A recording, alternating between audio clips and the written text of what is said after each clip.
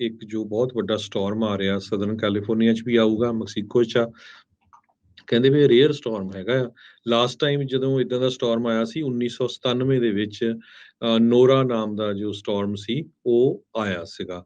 2015 ਦੇ ਵਿੱਚ ਹਰੀਕਨ ਡੋਲੋਰਸ ਨੇ ਵੀ ਸੈਨ ਡੀਗੋ ਤੇ ਲਾਸ ਐਂਜਲਸ ਏਰੀਏ 'ਚ ਕਾਫੀ ਨੁਕਸਾਨ ਕੀਤਾ ਸੀ। ਟ੍ਰੋਪੀਕਲ ਸਟੋਰਮ ਕੇ ਸਦਰਨ ਕੈਲੀਫੋਰਨੀਆ ਨੂੰ ਹਿੱਟ ਕਰੇਗਾ।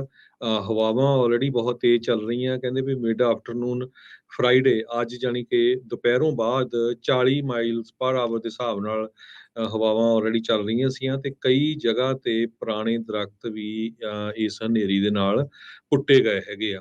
ਕਿ ਜੋ ਹਰੀਕੇਨ ਆ 130 mile south west of San Diego centered ਹੈਗਾ ਕੈਲੀਫੋਰਨੀਆ ਦੇ ਵਿੱਚ, ਕੈਲੀਫੋਰਨੀਆ ਤੋਂ। ਤੇ ਮੀਟੀਓਰੋਲੋਜਿਸਟ ਇਹ ਬਲੀਵ ਕਰ ਰਹੇ ਆ ਇਹਦੇ ਨਾਲ ਬਹੁਤ ਜ਼ਿਆਦਾ ਫਲੱਡਿੰਗ ਹੋਊਗੀ ਕੈਲੀਫੋਰਨੀਆ ਦੇ ਵਿੱਚ, ਨਾਰਥ ਬਾਹਾ ਏਰੀਏ ਦੇ ਵਿੱਚ, ਐਰੀਜ਼ੋਨਾ ਦੇ ਵਿੱਚ। ਨੈਸ਼ਨਲ ਹਰੀਕੇਨ ਸੈਂਟਰ ਮਿਆਮੀ ਦੇ ਵਿੱਚ ਉਹਨਾਂ ਨੇ ਇਹ ਕਿਹਾ ਆ ਸਮਾਲ ਸਟ੍ਰੀਮ ਫਲੱਡਿੰਗ ਵੀ ਇਸ ਏਰੀਏ ਦੇ ਵਿੱਚ ਆਊਗੀ। ਜੀ ਬਿਲਕੁਲ। ਸੋ ਇਹ ਜ਼ਬਰਦਸਤ ਜਿਹੜਾ ਆਪਾਂ ਕਹਿ ਸਕਦੇ ਹਾਂ ਵੀ ਹਰੀਕੇਨ ਇੱਧਰਲੇ ਪਾਸੇ ਜਿਹੜਾ ਉਹ ਆ ਰਿਹਾ। ਸੋਕੇ ਦੇ ਕਰਕੇ ਜ਼ਮੀਨ ਜਿਹੜੀ ਉਹ ਤਾਂ ਬਹੁਤ ਪਿਆਸੀ ਆ, ਪਰ ਅਚਾਨਕ ਜ਼ਿਆਦਾ ਮੀਂਹ ਪੈਣ ਦੇ ਨਾਲ ਫਿਰ ਫਲੈਸ਼ ਫਲੱਡਸ ਦੀ ਸੰਭਾਵਨਾ ਜਿਹੜੀ ਆ ਉਹ ਵੱਧ ਜਾਂਦੀਆਂ ਆ। ਸੋ ਉਹਦੇ ਕਰਕੇ ਬੜੀ ਪ੍ਰੋਬਲਮ ਆ। ਹੀਟ ਵੇਵ ਦੇ ਪਿੱਛੇ ਜਿਹੜੇ ਸਾਇੰਸਦਾਨ ਇਸ ਕਲਾਈਮੇਟ ਕ੍ਰਾਈਸਿਸ ਨੂੰ ਜਿਹੜਾ ਉਹ ਮੰਨਦੇ ਨੇ। 250 ਮੀਲ ਦੂਰ ਇਹ ਜਿਹੜਾ ਹਰੀਕੇਨ ਆ ਸੈਨ ਡੀਏਗੋ ਤੋਂ ਉਹ ਲੈਂਡਫਾਲ ਜਿਹੜਾ ਉਹ ਕਰੇਗਾ। ਸੋ ਜਿੱਦਾਂ ਤੁਸੀਂ ਦੱਸਿਆ ਵੀ ਹੁਣ ਤੱਕ 1950 ਤੋਂ ਲੈ ਕੇ 4 ਸਟੋਰਮ ਹੀ ਵੱਡੇ ਸਟੋਰਮ ਇਸ ਵਾਲੇ ਪਾਸੇ ਆਏ ਨੇ। ਨੈਸ਼ਨਲ ਵੈਦਰ ਸਰਵਿਸ ਨੇ ਜਿਹੜਾ ਉਹ ਦੱਸਿਆ ਆ।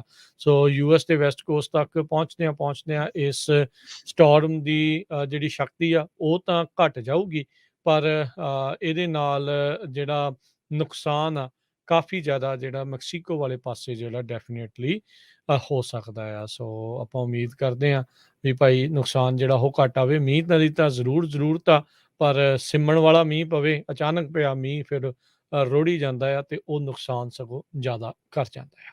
ਸਿਟੀ ਆਫ ਲੌਂਗ ਬੀਚ ਵੱਲੋਂ ਲੋਕਾਂ ਨੂੰ 10-10 ਸੈਂਡ ਦੇ ਬੈਗ ਦੇਣ ਦੇ ਲਈ ਕਿਹਾ ਗਿਆ ਹੈ ਕਿ ਕੋਈ ਵੀ ਜਿਹੜਾ ਸਿਟੀ ਆਫ ਲੌਂਗ ਬੀਚ ਏਰੀਏ 'ਚ ਸੈਂਡ ਬੈਗ ਲਿਜਾਣਾ ਚਾਹੁੰਦਾ ਆ, ਸੈਂਡ ਦੇ ਨਾਲ ਭਰੇ ਹੋਏ ਆਪਣੀ ਆਈਡੀ ਦਿਖਾ ਕੇ 10 ਬੈਗ ਲਿਜਾ ਸਕਦਾ ਆ।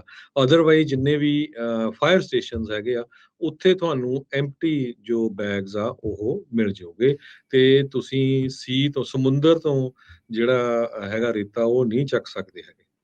ਜੀ ਇਹ ਵੀ ਦੱਸਿਆ ਗਿਆ ਵੀ ਜਿਹੜਾ ਇਹ ਮੀਂਹ ਪੈਣਾ ਆ ਸਦਰਨ ਕੈਲੀਫੋਰਨੀਆ ਦੇ ਵਿੱਚ ਇੰਨਾ ਕਈ ਥਾਵਾਂ ਤੇ ਹੋ ਸਕਦਾ ਹੈ ਵੀ ਜਿਹੜਾ 1 ਸਾਲ 'ਚ ਜਿੰਨਾ ਮੀਂਹ ਪੈਂਦਾ ਆ ਉਹ ਅਚਾਨਕ 1-2 ਦਿਨਾਂ ਦੇ ਵਿੱਚ ਜਾਂ ਕੁਛ ਘੰਟਿਆਂ ਦੇ ਵਿੱਚ ਪੈ ਸਕੇ। 2 ਤੋਂ 4 ਇੰਚ ਤੋਂ ਲੈ ਕੇ 8 ਇੰਚ ਤੱਕ ਮੀਂਹ ਪੈਣ ਦੀ ਜਿਹੜੀ ਸੰਭਾਵਨਾ ਆ ਉਹ ਸਦਰਨ ਕੈਲੀਫੋਰਨੀਆ ਦੇ ਕਈ ਇਲਾਕਿਆਂ ਦੇ ਵਿੱਚ ਦੱਸੀ ਗਈ ਆ।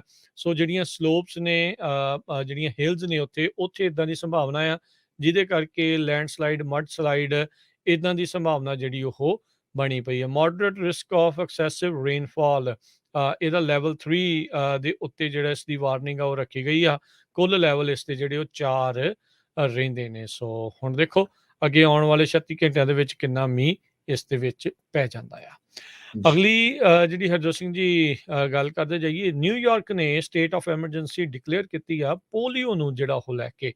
ਪੋਲੀਓ ਦੀ ਨਾਮੁਰਾਦ ਜਿਹੜੀ ਬਿਮਾਰੀ ਆ ਜਿਸ ਨੂੰ ਵੈਕਸੀਨ ਲਗਾ ਕੇ ਤਕਰੀਬਨ ਦੁਨੀਆ ਤੋਂ ਖਤਮ ਕਰ ਦਿੱਤਾ ਗਿਆ ਸੀਗਾ, ਪਰ ਕੁਛ ਜਿਹੜੇ ਐਂਟੀ ਵੈਕਸੀਨੇਸ਼ਨ ਵਾਲੇ ਨੇ, ਜਿਹੜੇ ਵੈਕਸੀਨੇਸ਼ਨ ਦੇ ਉਲਟ ਨੇ, ਉਹਨਾਂ ਦੇ ਦੁਆਰਾ ਨਾ ਪੋਲੀਓ ਦੇ ਵਾਇਰਸ ਲਗਵਾਏ ਜਾਣ ਦੇ ਕਰਕੇ ਇਹ ਵਾਇਰਸ ਮੁੜ ਕੁਛ ਕਮਿਊਨਿਟੀਜ਼ ਦੇ ਵਿੱਚ ਫੈਲ ਰਿਹਾ ਆ। ਇਹ ਜਿਹੜੀਆਂ ਕੁਛ ਕਾਉਂਟੀਜ਼ ਰੌਕਲੈਂਡ, ਔਰੰਜ, ਸੁਲੀਵਨ ਤੇ ਹੁਣ ਨਸਾਊ ਕਾਉਂਟੀ ਆ, ਉੱਥੇ ਜਿਹੜੇ ਸੀਵੇਜ ਦੇ ਵਿੱਚ ਇਹਨਾਂ ਨੇ ਜਿਹੜੇ ਸੈਂਪਲਸ ਡਿਟੈਕਟ ਕਰਦੇ ਰਹਿੰਦੇ ਉਸ ਵਿੱਚ ਪੋਲੀਓ ਵਾਇਰਸ ਡਿਟੈਕਟ ਕੀਤੇ ਗਏ ਨੇ। ਨਿਊਯਾਰਕ ਦੀ ਗਵਰਨਰ ਕੈਥੀ ਹੌਚਲ ਨੇ ਅੱਜ ਸਟੇਟ ਆਫ ਐਮਰਜੈਂਸੀ ਇਸ ਦੇ ਬਾਬਤ ਡਿਕਲੇਅਰ ਕੀਤੀ ਆ ਤੇ ਕਹਿੰਦੇ ਵੀ ਜਿਹੜੇ ਵੈਕਸੀਨੇਸ਼ਨ ਰੇਟਸ ਆ ਇਹਨਾਂ ਨੂੰ ਬੂਸਟ ਕਰਨਾ ਆ, ਖਾਸ ਕਰਕੇ ਇਹਨਾਂ ਕਾਉਂਟੀਜ਼ ਦੇ ਵਿੱਚ ਜਿੱਥੇ ਵੈਕਸੀਨੇਸ਼ਨ ਲਵਾਉਣ ਦੀ ਕਹਿ ਲਓ ਵੀ ਜਿਹੜੀ ਮਾਤਰਾ ਆ ਉਹ ਘਟੀ ਪਈ ਸੀ।